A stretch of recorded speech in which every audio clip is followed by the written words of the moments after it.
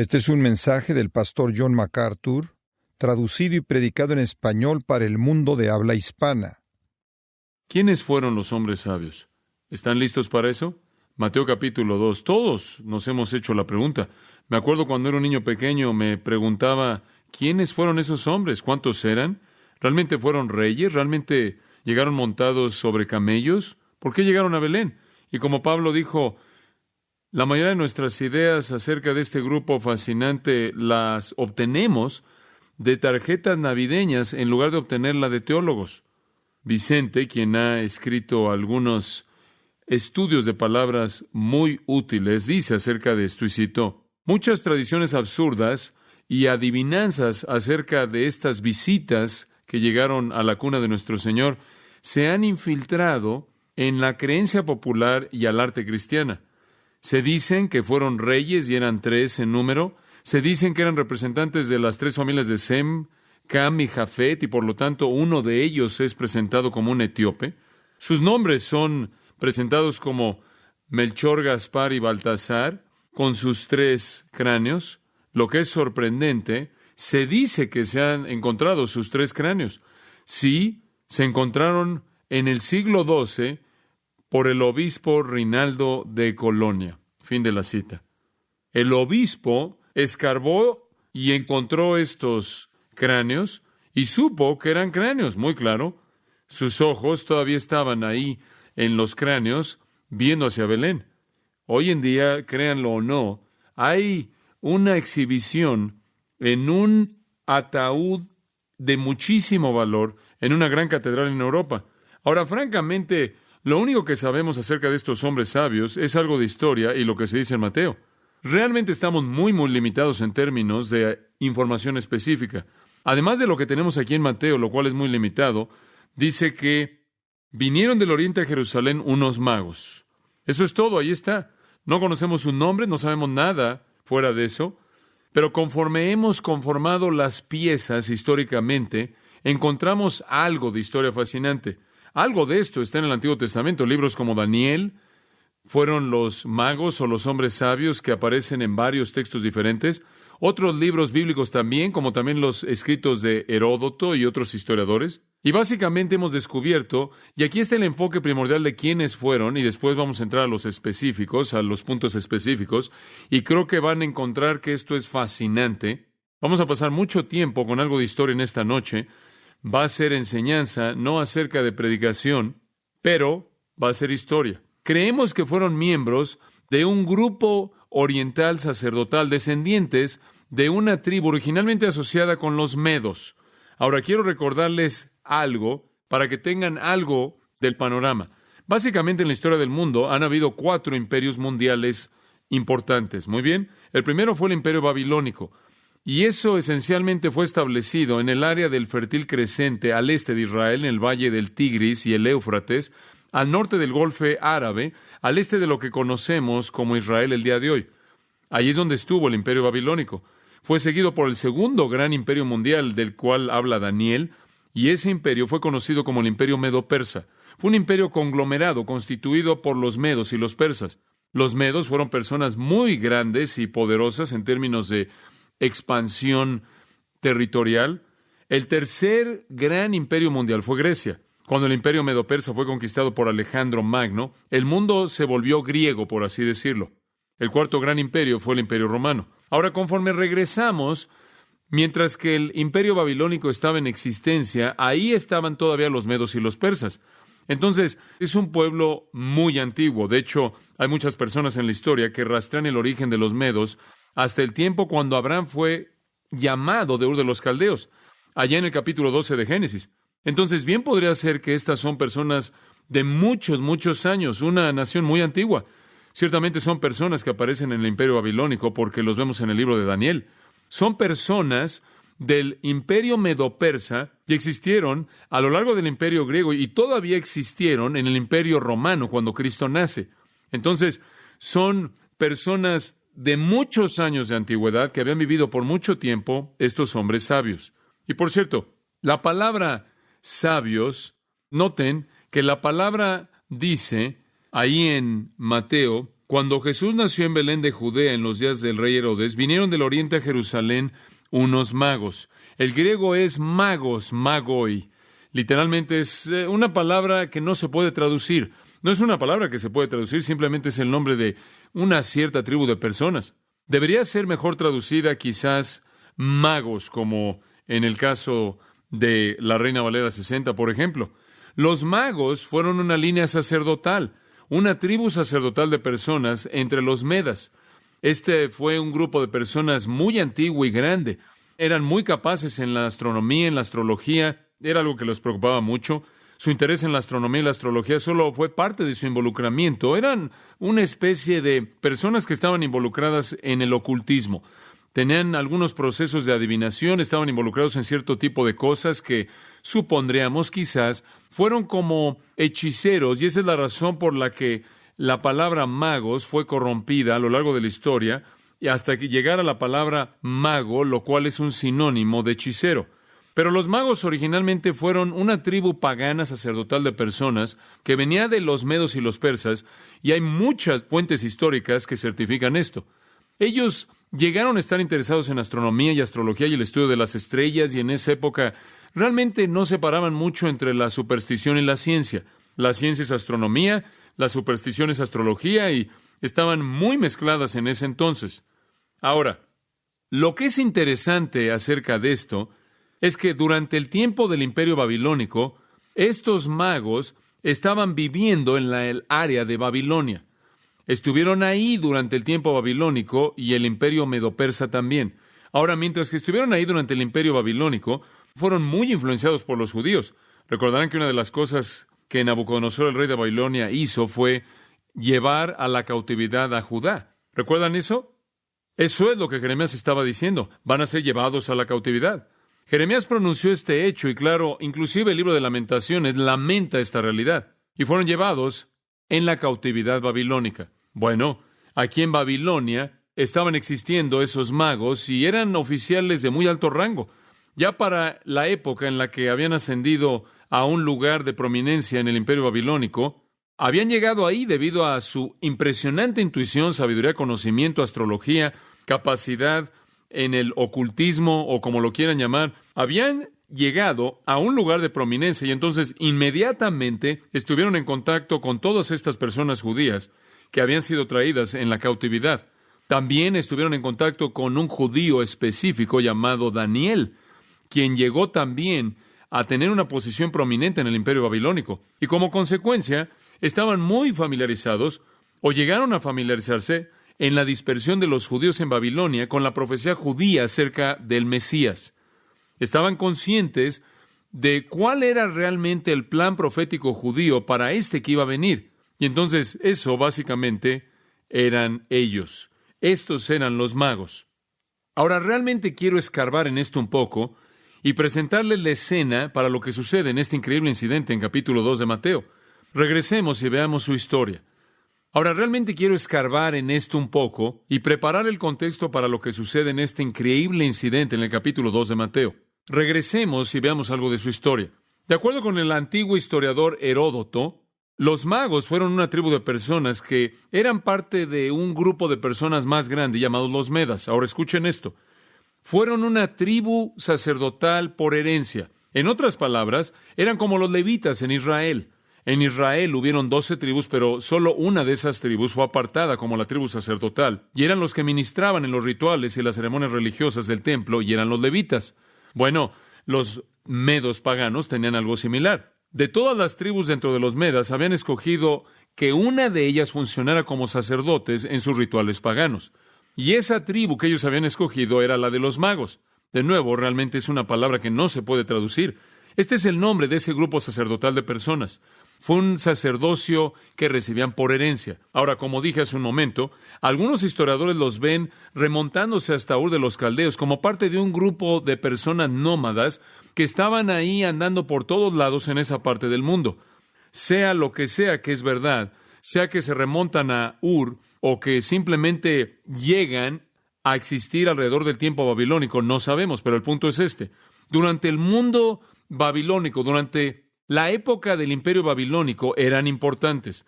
Durante el imperio medo-persa eran importantes, durante el imperio griego eran importantes, y durante el imperio romano también eran importantes. Y en todos estos imperios mantuvieron un lugar de prominencia tremenda en el oriente y en el este. Como pueden ver, inclusive aun cuando el imperio griego estaba en boga, todavía había algo de cultura y poder oriental. Aun cuando el imperio romano estaba en boga, había algo de poder oriental. Y en ambos periodos, los magos realmente fueron las personas clave en el gobierno de los estes, del este, centrados ahí en el fértil creciente, en el área alrededor de Babilonia y Medo-Persia. Ahora, siempre aparecen con un poder político tremendo. Ahora, esto es muy importante que lo entienda usted. Aquí está usted recibiendo una pequeña lección de historia. Siempre aparecen con un poder político tremendo.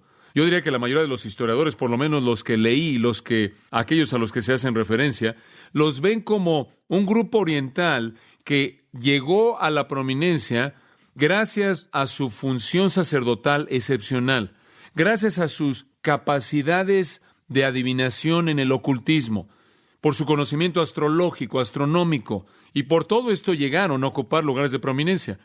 Y llegaron a ocupar lugares de prominencia en el gobierno babilónico, en el gobierno medo-persa, inclusive en algunos casos en el este durante el periodo griego, y para algunos durante el periodo romano, para llegar a ser asesores de la realeza del este. Y ahí es de donde obtuvieron el nombre de hombres sabios en algunos casos. Eran los que eran consultados acerca de las diferentes cosas que los reyes y gobernantes y los nobles y los príncipes querían saber. Ahora, inclusive tenemos algo de historia que nos dice acerca de sus actividades religiosas. Ahora, les voy a dar una pequeña descripción del tipo de religión que los magos practicaban. Su sacerdocio tenía ciertas funciones y aquí hay algunas de las cosas. El elemento principal de sus adoraciones parece haber sido el fuego. Es aparente a partir de la historia que adoraban o que en cierta manera reverenciaban el fuego. Y no estamos del todo seguros de la razón, pero quizás veían el fuego como algún tipo de encarnación de la deidad. Y, por cierto, eran monoteístas. Ellos solo creían realmente en un Dios y entonces tenían eso en común con Israel. Pero veían el fuego como el elemento principal de su adoración. Y en relación con eso, tenían un altar en el cual quemaban continuamente una flama perpetua. Ellos creían que esa flama perpetua era avivada por el Dios del cielo. Entonces, tenían este altar con una flama perpetua. Ahora, allí en sus templos también tenían otro altar y en ese altar ofrecían sacrificios de sangre. Entonces, de hecho, tenían un sistema sacrificial de sangre. Y ellos prendían el fuego para quemar el sacrificio con la flama del altar perpetuo. Y después, cuando ellos habían quemado el sacrificio, esto es interesante, la víctima entonces era comida por el adorador y por los sacerdotes magos. Lo que es fascinante en todo esto es que es casi un paralelo directo al judaísmo.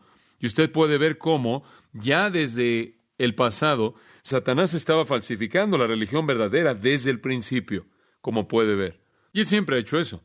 Usted sabe, inclusive el día de hoy, está el cristianismo real y está el falso. Y en ese entonces había un sistema sacrificial real con adoración genuina hacia el único Dios verdadero, y también estaba el monoteísmo falso. El sacrificio de sangre falso, el sacrificio falso, y ofrecían sacrificios quemados y después los comían el adorador y el sacerdote. Además, estas personas tenían un sacerdocio por herencia. De nuevo, esta fue una falsificación del sacerdocio levítico. Estas personas llevaban pequeños montones de varas de adivinación que llevaban allí en su ropa y usaban estas varas de adivinación para sus pequeñas ceremonias.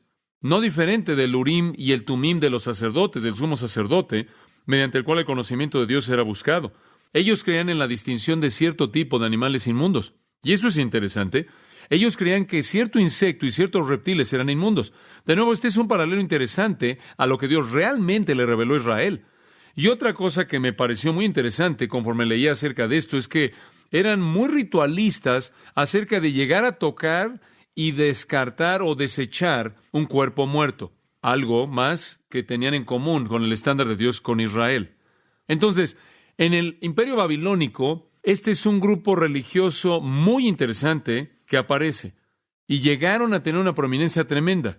En Jeremías 39:3, versículo 13, un hombre llamado Nergal-Sharezer es mencionado. Y Nergal-Sharezer es el jefe de los magos en la corte de Nabucodonosor.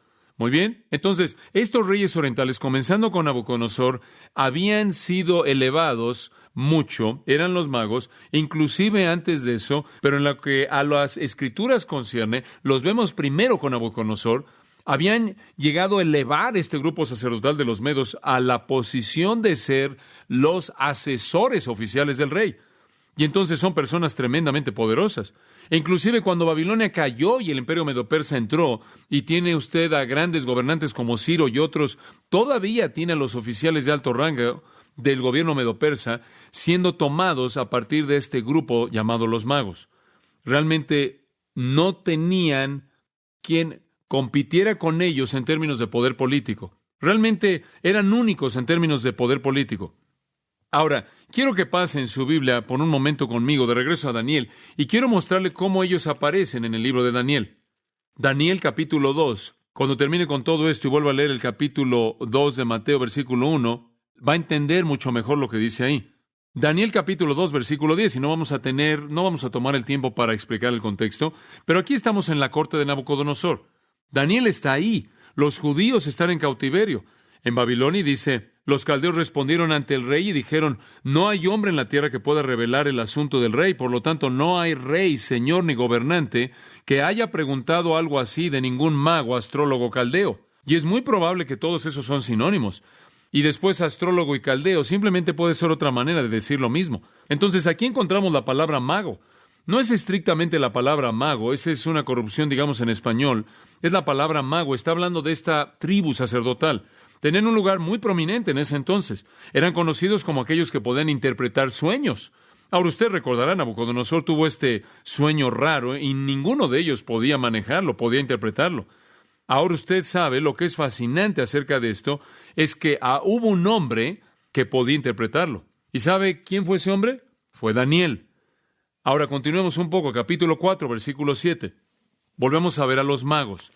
Capítulo 4, versículo 7. Después vinieron los magos, los astrólogos, los caldeos y los adivinos. Y conté el sueño a ellos, pero no me dieron a conocer su interpretación. Versículo 9. Oh Belsasar, amo o jefe de los magos. Ahora aquí conocemos al jefe o al maestro de los magos. Y simplemente estoy tratando de señalar que son mencionados de manera repetida en el libro de Daniel. Y más bien, en lugar de llamarlos magos, deben ser magos en el sentido de ser hombres sabios. Eso es esencialmente a lo que se está refiriendo. Ahora, cuando Daniel vino y todos estos magos que estaban ahí en el lugar prominente de asesores, siendo los asesores del rey, y no podían dar ninguna respuesta, Daniel pudo, y algo asombroso sucedió. Daniel 5:11. Hay un hombre en tu rey en quien está el espíritu de los dioses santos, y en los días de tu padre, luz y entendimiento y sabiduría como la sabiduría de los dioses fue hallado en él. Hablando de Daniel ahora, a quien el rey Nabucodonosor, tu padre, tu padre, hizo jefe de los magos. Ahora observen qué interesante. Daniel fue tan apto en contar los sueños del rey, que el rey hizo de Daniel el jefe de los magos. Entonces Daniel literalmente en Babilonia es el jefe que está por encima de todos estos grupos, de este grupo sacerdotal. Muy bien, es fascinante. Ahora, eso coloca a Daniel en una posición tremendamente única de poder transmitirles a estos magos toda su información acerca del Antiguo Testamento, la cual, sin lugar a dudas, es precisamente lo que Daniel hizo. Sabemos que Daniel fue un hombre de Dios. Sabemos que Daniel fue un hombre totalmente entregado a la adoración y expresión de su fe, porque él terminó en un foso de leones debido a eso, ¿no es cierto? Y no hay duda alguna en mi mente de que Daniel y el resto del remanente piadoso en la diáspora compartió su conocimiento del Antiguo Testamento y sus copias de las Escrituras con estas personas en Babilonia. Y además, cuando el decreto final de Ciro vino de que podían regresar a la tierra, la mayoría de los judíos nunca regresó. La mayoría de los judíos se quedaron en Babilonia, mezclándose, y a lo largo del resto de la historia de Babilonia y los medopersas, hubieron personas en las familias nobles, personas en altas posiciones, en posiciones de alto rango. Inclusive algunos dicen que hubieron monarcas en esa parte del mundo que tenían en parte sangre judía. Y ciertamente tendremos que concluir que Daniel tuvo un impacto profundo al transmitir toda esa información. Y por cierto, quiero añadir otro comentario. Conforme estaba estudiando esto realmente me pareció fascinante porque comencé a pensar en esto. Si Daniel fue tan bueno en ganar a estos magos y convencerlos acerca de este hecho del Mesías venidero, ¿por qué es que tramaron contra él y lo arrojaron en el foso de los leones? Si él tuvo tanta influencia y fue tan creíble. Entonces comencé a estudiar y en el 6º capítulo de Daniel encontramos algo muy interesante. No necesitan pasar ahí, no vamos a explicar todo esto, pero en el 6º capítulo de Daniel encontramos una trama en contra de Daniel en base a envidia, pero lo que es realmente asombroso acerca de esta trama es que no es una trama que es planeada por los magos que dominaban la jerarquía de la corte real, sino que es una trama que fue planeada por hombres conocidos como los sátrapas. Ese es un término que se usaba para describir a los gobernadores regionales que no tenían nada que ver con el palacio.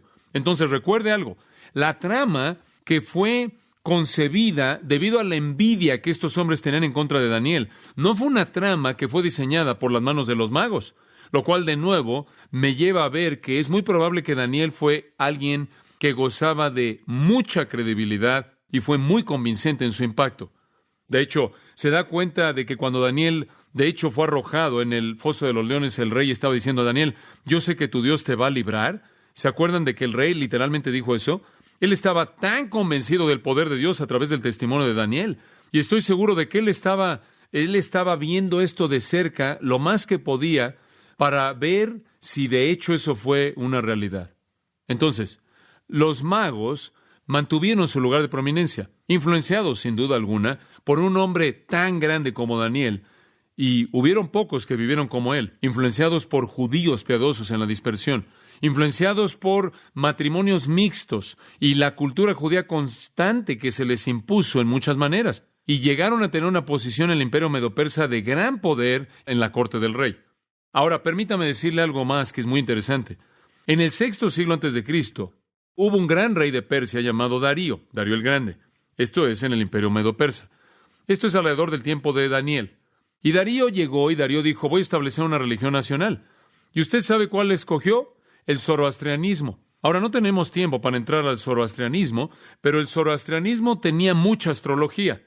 Y bien podría ser que los pequeños detalles de astrología y la preocupación de los magos con eso vino con la influencia del zoroastrianismo. Ahora, lo que usted tiene es que estos magos que tienen su propia religión cultural, encima de lo que ha sido impuesto en ellos como el judaísmo, y encima de eso ha sido impuesto el zoroastrianismo. Ahora, realmente, dicho de una manera suave, esto es una mezcla bastante rara. Pero lo que es tan interesante es que los magos estaban tan ansiosos por mantener su poder político y estaban tan ansiosos por mantener su poder religioso que cuando el decreto de Darío se emitió de que el zoroastrianismo era la religión que iba a existir, simplemente entraron sin problema alguno y dijeron adelante. E hicieron algunas adaptaciones. Pero ahora lo que tiene usted es algo muy interesante. Tiene a los magos inmersos aquí, tiene algunos de ellos, sin duda alguna, comprometidos con el zoroastrianismo conforme pasó el tiempo, algunos de ellos comprometidos con las fórmulas que tenían antiguas, y algunos de ellos quizás creyendo honestamente en su corazón que el Dios de Daniel era el verdadero Dios. Y entonces, esta es la clave conforme la historia avanzó a partir de aquí. Los magos comenzaron a partir de un compromiso singular con su religión histórica y comenzaron a entrar a diferentes cosas. Algunos de ellos pudieron haberse inclinado hacia el zoroastrianismo, algunos de ellos hacia las prácticas antiguas que tuvieron como magos, y yo creo en mi corazón que algunos, como estos magos que se aparecen en el nacimiento de Cristo, eran verdaderos buscadores del Dios verdadero. Entonces, esto le da algo de trasfondo. Ahora, voy a hablar un poco más acerca de esta historia.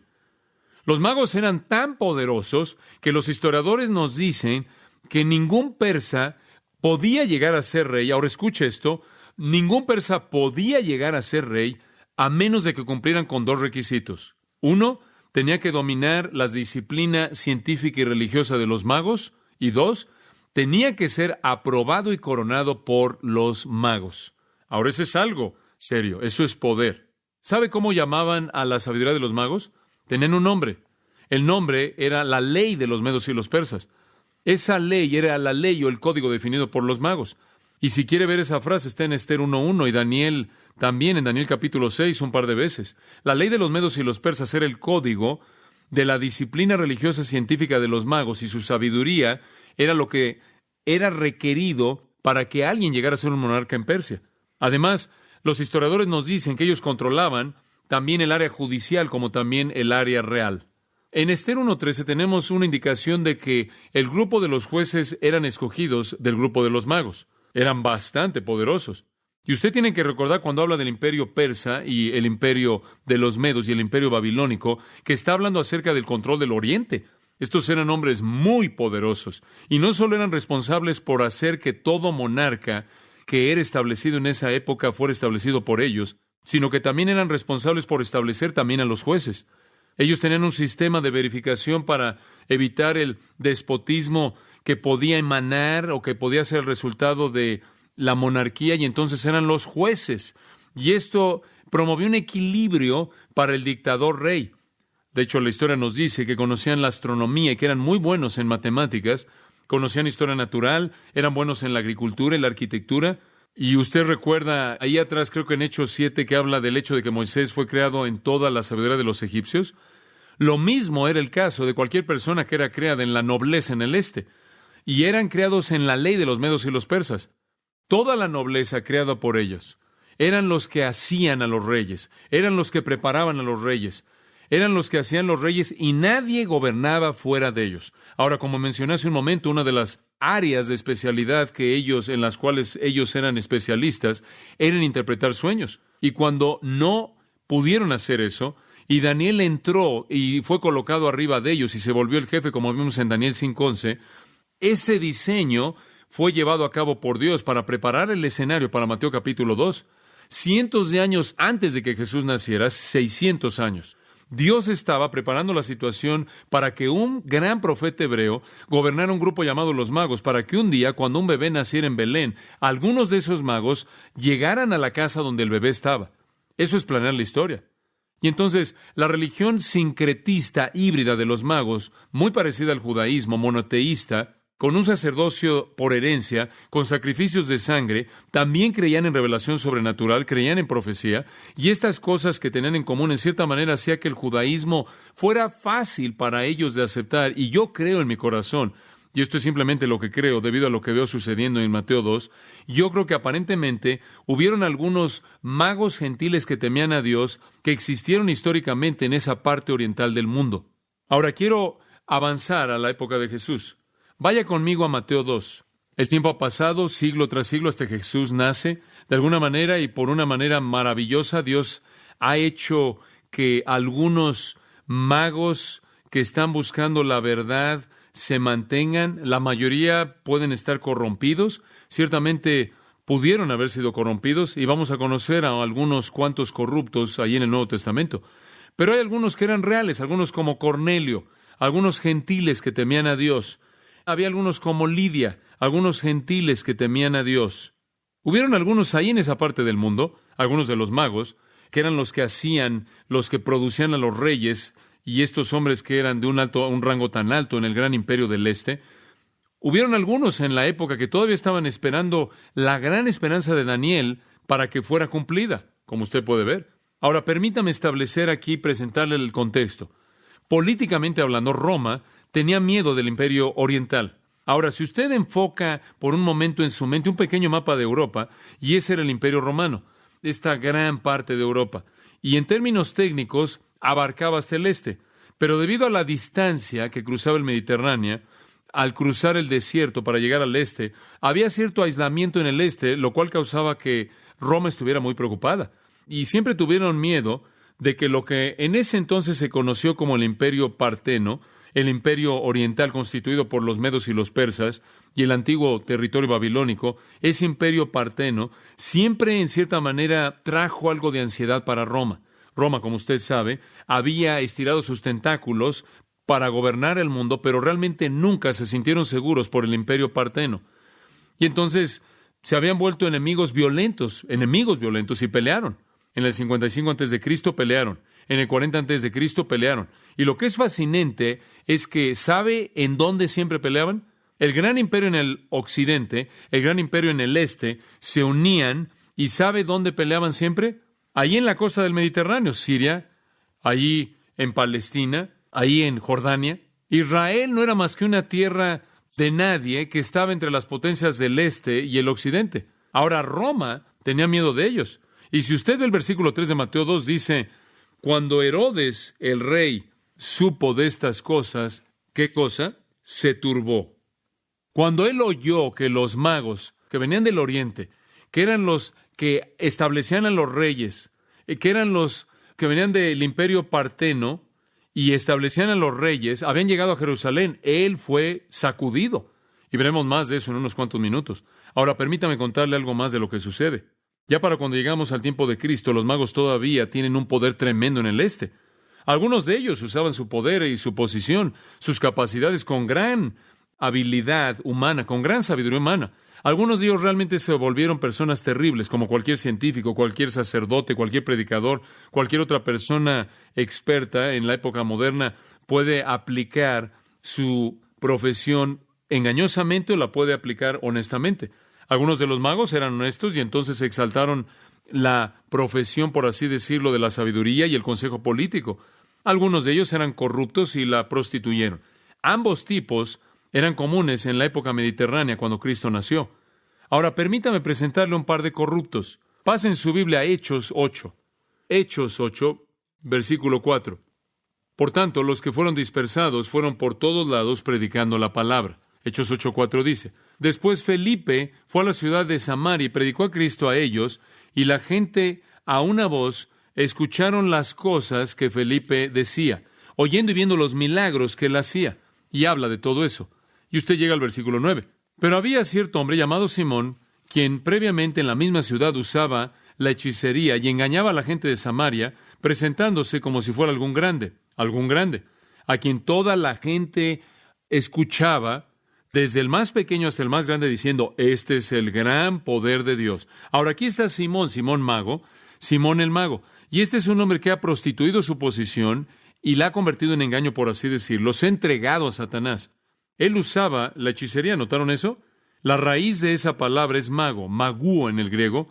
Él usaba su arte mágica de una manera prostituida. Y más adelante él trató de comprar el Espíritu Santo y Pedro realmente lo confronta. Él dice en el versículo 20, tu dinero perezca contigo. Versículo 21, no tienes parte en este asunto. Versículo 22, arrepiéntete de tu impiedad.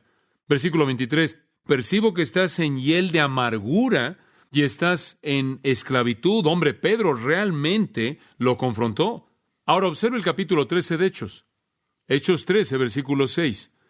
Y cuando habían atravesado por la isla hasta Pafos, y esto claro es Pablo y Bernabé en su primer viaje misionero, y están en Chipre, esa pequeña isla ahí en la costa oriental del Mediterráneo, la isla de Pafos, encontraron a cierto mago, un falso profeta, un judío llamado Bar Jesús, y llega hasta el versículo 8 y dice, Elimas, el hechicero.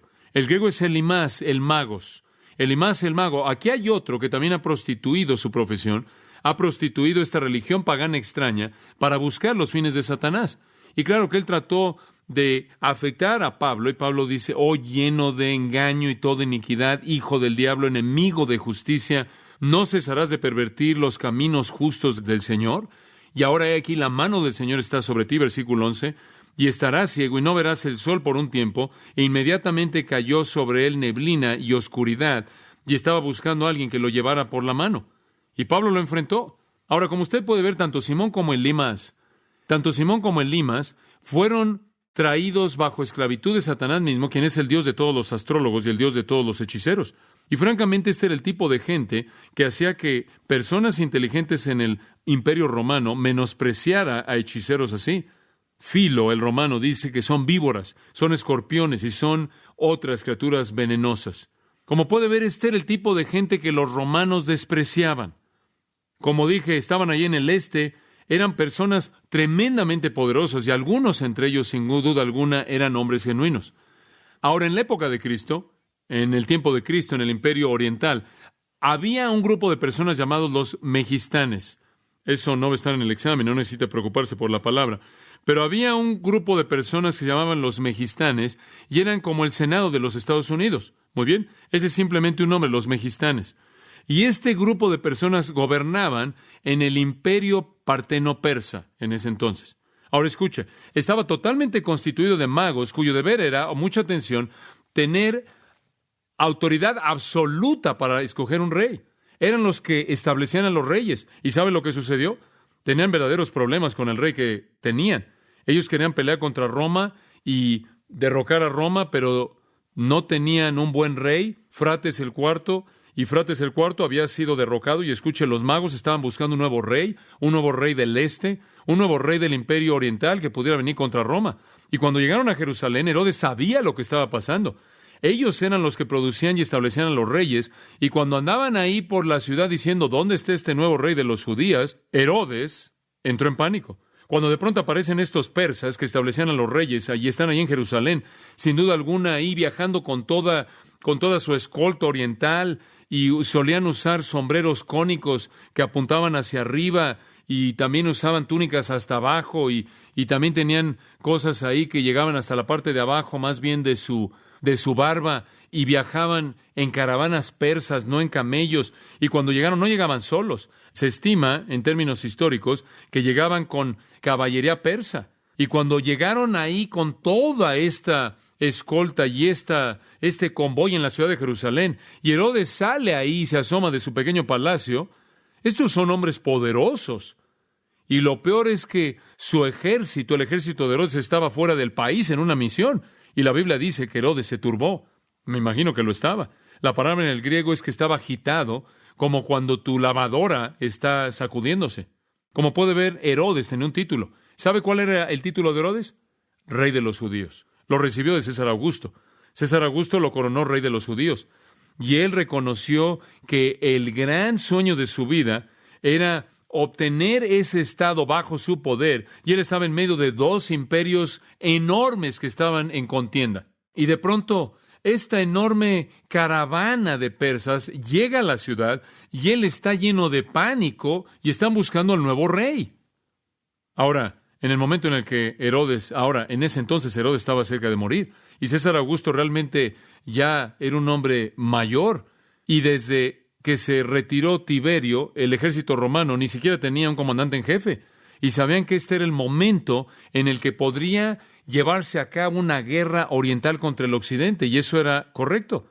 Y entonces Herodes estaba aterrado. Dice usted, bueno, ¿qué era lo que los magos estaban pensando? No sé. Quizás lo habían visto políticamente, quizás pensaron, hombre, aquí viene el rey, y creo que probablemente es verdad, pero además de eso creo que lo vieron espiritualmente. Porque cuando llegaron a ese pequeño lugar en Belén, la Biblia dice que lo adoraron. Y lo vieron más que como un rey. Y yo creo que vieron al Mesías del que habían oído desde los días de Daniel. Creo que tenemos aquí a gentiles que temían a Dios, que estaban buscando a Dios, y ellos tenían un doble propósito. Estoy seguro de que están pensando, bueno, quizás este es el Salvador, que es llamado el ungido, el cual es un término describiendo un rey. Y quizás Él no solo será el Salvador, el Mesías, sino que Él será el que va a congregar a este pueblo del oeste y va a ir en contra de la opresión de Roma. Y por cierto, los magos sabían que la gente de Israel estaban de su lado, no del lado de Roma. Y entonces, esa es la razón por la que llegan a la ciudad y comienzan a preguntarle a la gente, ¿dónde está este nuevo rey? Ellos pensaban que el pueblo de Israel estaría tan emocionado como ellos. Pero como usted puede ver, el pueblo de Israel estaba cegado por su incredulidad. ¿No le parece fascinante? Me parece fascinante que el primer grupo de personas en el mundo que reconoció la llegada del rey fueron gentiles. ¿Gentiles? ¿Acaso eso le dice algo acerca de la historia? Él vino a los suyos, y los suyos, ¿qué? No le recibieron. Y Mateo continúa con este tema a lo largo de su evangelio, el rechazo del rey. ¿Podría ser este el monarca invencible? ¿Podían coronarlo? ¿Podían tomarlo? Y podían hacerlo rey, y podían unificar el este con este gran Mesías del cual Daniel había profetizado, y podrían ir en contra de Roma con invencibilidad. Y entonces Jerusalén es visitada por este grupo de magos, estos establecedores de reyes del este, que vienen aquí con toda su caballería, con su escolta, y entonces el escenario está listo. ¿Qué sucede después de esto? Regrese la semana próxima. No tenemos tiempo. Permítame cerrar con esto. ¿No le emociona ver cómo Dios controla la historia? ¿Le emociona eso? Ahora, como puede ver, vimos todo lo que vimos, todo lo que le dije, todo lo que escuchó, todo lo que le dije por 50 minutos. ¿Y sabe lo que es tan fascinante? ¿Sabe por qué es tan fascinante para usted? No porque simplemente fue un montón de hechos históricos, sino porque usted estaba viendo a Dios llevando a cabo su obra a lo largo de la historia. Hace mucho tiempo atrás, Él escogió un hombre llamado Daniel, lo colocó en un lugar de influencia sobre unos hombres que llegaron en un tiempo perfecto. Dice usted, bueno, ¿por qué Mateo presenta esto? ¿Por qué? Escuche, Mateo, a lo largo de su evangelio está tratando de decirle al mundo que Jesucristo es ¿qué? Rey. Y simplemente para asegurarse que nadie pierda de vista esto, Él presenta a los hombres más famosos que establecían a los reyes en el mundo que vengan y se postren a los pies de Él. ¿Se da cuenta? Esto es parte de la estrategia de Mateo. Él es el rey. Y si Israel no va a reconocerlo, entonces Dios va a traer a un grupo de Persia para reconocerlo. Él es rey. Dios ha planeado de manera maestra la historia. Y lo triste es que el pueblo que debería haber sabido, no lo vio, y la gente que nunca debió haber sabido se apareció y adoró. Eso es historia. Jesús vino. Pablo dijo, al judío primero, pero también al gentil. Jesús vino y dijo, no he venido sino a buscar a las ovejas perdidas de la casa de Israel. Sin embargo, Israel le dio la espalda a Cristo y Él llamó a un pueblo al que no era su pueblo. Él alcanzó a los gentiles, dice Romanos, y Él nos injertó. Y aquí vemos la pista desde el principio. ¿Se acuerda lo que dice? La Biblia dice que si no lo alabamos, ¿qué lo va a alabar? Las rocas mismas lo alabarán. Y cuando el rey llegó, amados, si su pueblo no lo iba a alabar, entonces Dios iba a asegurar de que alguien lo iba a alabar. Y usted sabe, nuestro mundo en la actualidad celebra Navidad. Vea usted, se entregan tarjetas navideñas y ven a los hombres sabios. No entienden el punto, no entienden el significado, no ven quién es, sino que aquí y allá algunos lo vemos, ¿verdad? Hay algunos de nosotros que nos postramos ante el Rey de Reyes y el Señor de Señores. La próxima semana vamos a explicar quién fue Herodes, qué tipo de hombre fue y por qué se conmovió, por qué le dio miedo. Y le voy a decir cuál fue la estrella que los llevó a Belén. Oremos. Padre, realmente va más allá de nuestra mente ver cómo tú llevas a cabo tu obra en la historia. Con nuestras pequeñas mentes finitas vemos cosas que pensamos que entendemos y después escarbamos con mayor y mayor y mayor profundidad y de pronto descubrimos un mundo que nunca sabíamos que existía. Un mundo de información, un mundo de entendimiento que expande nuestras mentes. Tu grandeza increíble, tu poder sin paralelos y tu sabiduría sin paralelos. Dios, gracias por los hombres sabios, los magos. Aunque no sabemos cuántos fueron, cuáles fueron sus nombres, ellos estaban buscando al rey. Y me entristezco en mi corazón por la gente del rey que no lo quisieron. Y oro, Señor, en esta noche que nuestra comunión aquí, algunos que han sido como el pueblo del rey y le han dado la espalda y han dicho, no lo quiero. No queremos que este hombre reine sobre nosotros, como dijeron en la Biblia. Padre, oro que tú convenzas de pecado su corazón. Que sean como aquellos que vinieron desde lejos y se regocijaron con gran gozo y cayeron y lo adoraron y se postraron. Gracias también porque tú planeaste que fuéramos parte de la iglesia que se postra ante ti en adoración. Te damos la alabanza, Señor, por todo lo que has hecho. Muéstranos tu mano poderosa en el nombre de Jesús. Amén. Para más información sobre los mensajes y libros del pastor John MacArthur y de los derechos legales de los mismos, puede acceder a la página engracia.org.